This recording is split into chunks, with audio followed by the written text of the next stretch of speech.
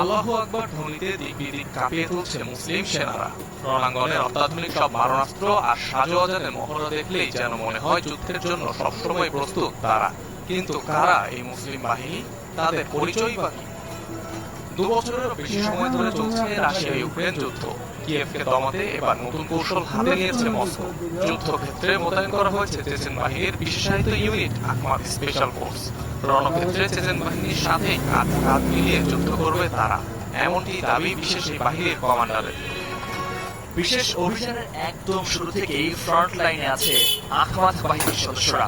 আমরা কখনোই দ্বিতীয় অবস্থানে ছিলাম না, কারো পেছনেও অবস্থান করিনি। এই অঞ্চলে যুদ্ধ করা আমাদের জন্য অত্যন্ত আনন্দের আর গর্বের। এরই মধ্যে ইউক্রেনের দ্বিতীয় বৃহত্তম শহর খার্কিভে মোতায়েন করা হয়েছে আখমাত স্পেশাল ফোর্সের সেনাদের। নিয়মিত অংশ নিচ্ছে নানা অভিযানে। নিজেদের